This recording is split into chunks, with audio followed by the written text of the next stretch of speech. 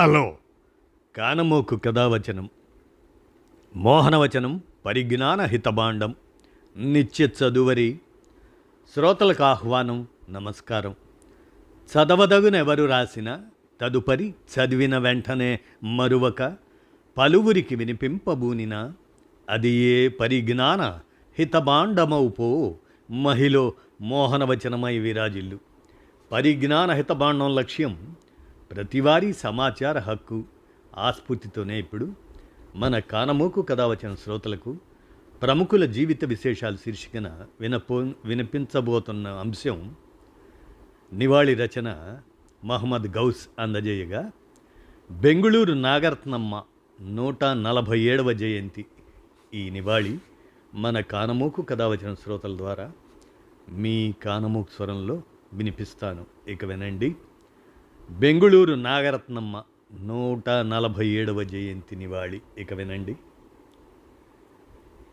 బెంగుళూరు నాగరత్నమ్మ భోగిని నుండి యోగిని వరకు భరతనాట్యం, కర్ణాటక సంగీతం ఇటువంటి భారతీయ కళలకు అనిర్వచనీయ సేవలు అందించి అంతరించిపోతున్న సంప్రదాయాలను పునరుజ్జీవింపజేసిన మహావనిత బెంగుళూరు నాగరత్నమ్మ గారు. ఏటికి ఎదురీది పట్టుదలతో తలపెట్టిన కార్యాలను సాధించి రాబోయే తరాల మహిళలకు ఆదర్శంగా నిలిచిన ఈ విదూషీమణి జీవితం భోగిని నుండి రాగిణి, ఆ తదుపరి విరాగిణి, చివరకు యోగినిగా మారిన అద్భుత జీవితయాత్ర. నిజంగా ఆమె జన్మదినం నవంబర్ 3.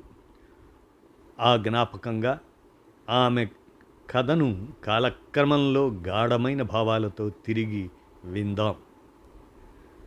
ఆమె బాల్యం మరియు విద్యాభ్యాసాల గురించి పరిశీలిస్తే, మైసూరు సమీపంలోని నంజనగూడు గ్రామంలో 1878 నవంబర్ 3న అనగా దాదాపు 147 సంవత్సరాల క్రితం బహుళ కార్తీక శుద్ధ నవమి ఆనాడు దేవదాసి పుట్ట లక్ష్మమ్మకు, వకీలు సుబ్బారావుకు జన్మించింది ఈ నాగరత్నమ్మ. 1.5 సంవత్సరాలకే తండ్రి విడిచిపెట్టి వెళ్ళాడు వీరిని. తల్లి ఒంటరిగా కష్టాలు ఎదుర్కొని పట్టుదలతో కూతుర్ని పెంచింది. తల్లి ప్రేమలో బాల్యం సుఖంగా గడిచింది. గిరిభట్ట తమ్మయ్య అనే ఆయన వద్ద సంస్కృతం, వివిధ కళలు నేర్చుకున్నది నాగరత్నమ్మ. వయసుకు మించిన తెలివితో ప్రతి విషయాన్ని త్వరగా గ్రహించేది. కన్నడ అప్పటి ఆమె మాతృభాష. తెలుగు, తమిళం, ఇంగ్లీష్ భాషలు సునాయాసంగా నేర్చుకుంది నాగరత్నమ్మ. 9 ఏళ్లకే గురువును మించిన శిష్యురాలై ఆయన అసూయకు గురైంది. తల్లి కూతుర్ని విదూషీమణిగా తీర్చిదిద్దాలని నాగరత్నమ్మ తల్లి తన కూతుర్ని మద్రాస్, అదే చెన్నైకి చేరింది. ఆమె కంచి, బెంగుళూరు అలాగనే వాటన్నిటిని తిరిగిన తర్వాత మునిస్వామప్ప త్యాగరాజ శిష్య పరంపరల్లోని వాలాజాపేట వెంకటరమణ భాగవతారు శిష్యుడు ఆయన వద్ద సంగీతం నేర్చుకుంది. కిట్టన్న వద్ద నాట్యం, తిరువెంగడాచారి వద్ద అభినయం అభ్యసించింది నాగరత్నమ్మ. 4 ఏళ్ల కఠోర శ్రమతో సంగీత నాట్య నిష్ణాతురాలైంది. అయితే 14వ ఏట నాగరత్నమ్మ తల్లి మరణం ఆమెను ఒంటరి చేసింది. ఈ రకమైనటువంటి బాధ ఆమె జీవిత మలుపుకు ఆరంభం.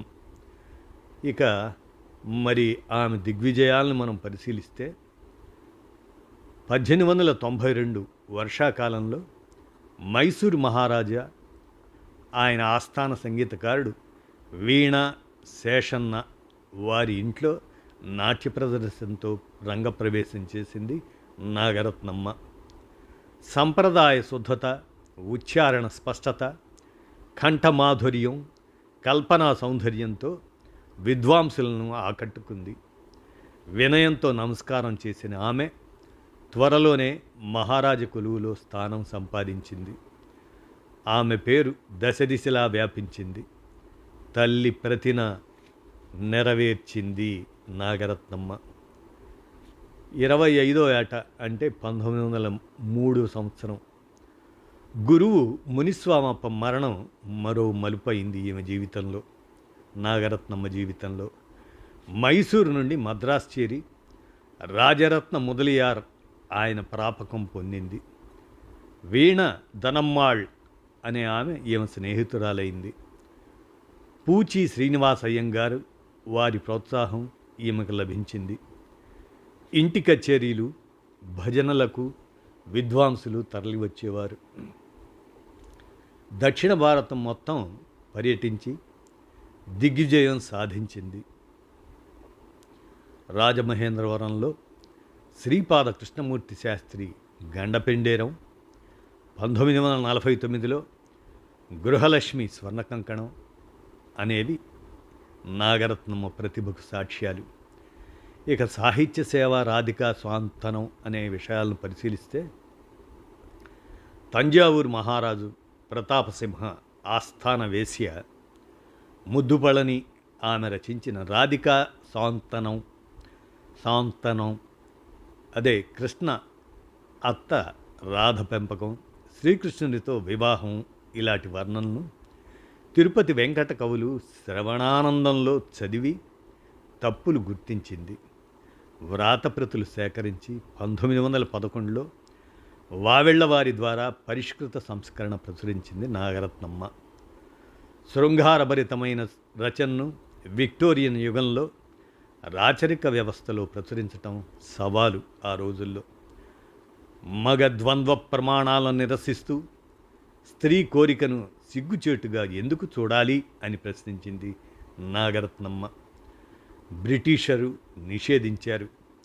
1927లో వావెళ్లవారి దుకాణాలపై దాడి, స్వాతంత్రం తర్వాత టంగుటూరి ప్రకాశం పంతులు నిషేధం ఎత్తివేశారు.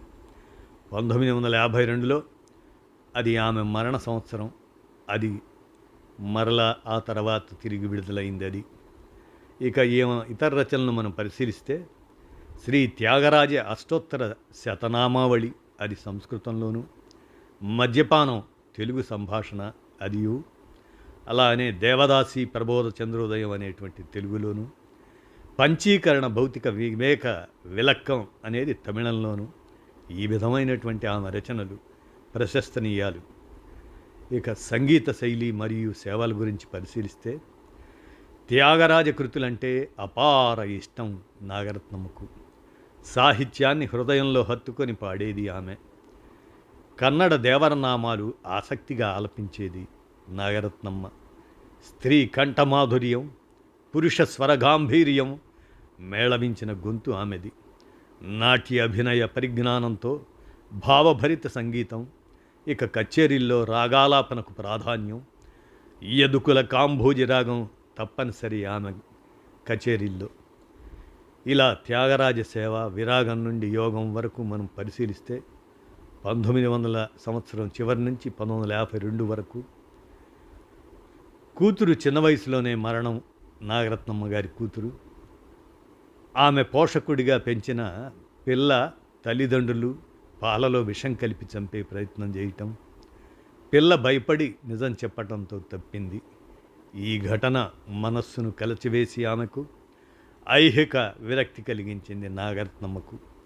శేష జీవితం త్యాగరాజ సేవలో గడపాలని నిశ్చయం చేసుకున్నారు. తిరువయ్యార్ మకాం మార్చింది నాగరత్నమ్మ. కావేరీ నది ఒడ్డున త్యాగరాజ సమాధి శిథిలమైంది.